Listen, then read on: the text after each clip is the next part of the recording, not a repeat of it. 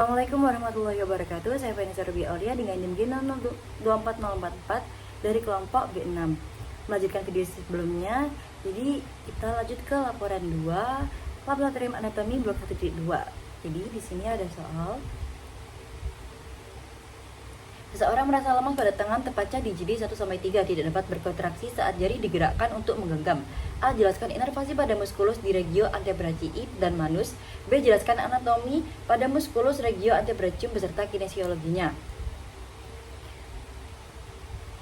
Baik, jadi di sini kita akan membahas pada regio antebrachii dan manus.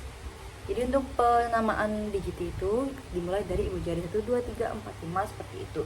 Jadi akan menjelaskan inervasi, muskulus, dan kinesiologi. Jadi langsung kita bahas soal yang A. Jadi di sini ada kepala tangan.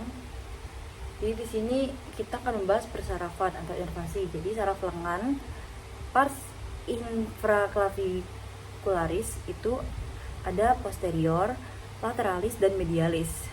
Untuk posterior itu ada nervus radialis.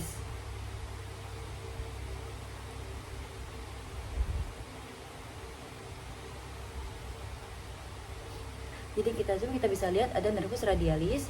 Kemudian pada lateralis itu ada nervus musculocutaneus. Itu ada di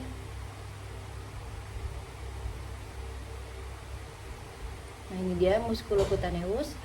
Kemudian ada nervus medianus, radix lateralis. Medianus itu ini nervus medianus.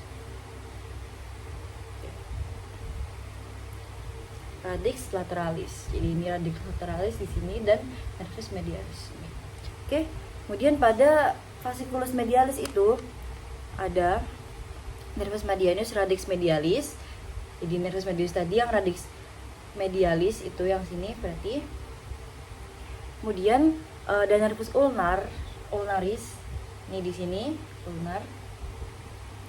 Kemudian ada nervus cutaneus brachii medialis, di sini ada nervus cutaneus brachii medialis itu yang ini agak atas. Kemudian ada nervus cutaneus antebrachii medialis, berarti yang bawahnya. Itu. Kalau di yang lateral itu ya. Oke, lanjut kita akan menjawab soal yang B.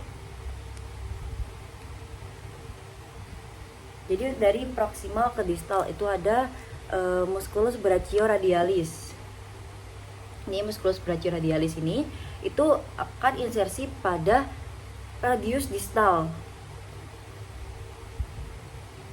Jadi nantinya akan dapat pendukung pronasi dan supinasi. Itu. Kemudian ada musculus extensor carpi radialis. Musculus extensor carpi radialis, longus dan brevis. Jadi ada longus dan brevis.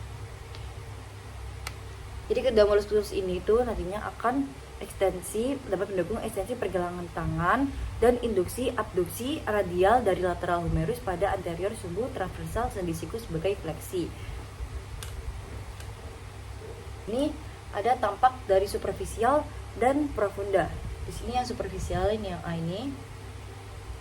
Di sini ada 3 ekstensor. Ini tuh ketiganya itu punya regio yang sama, yaitu pada epicondylus lateralis.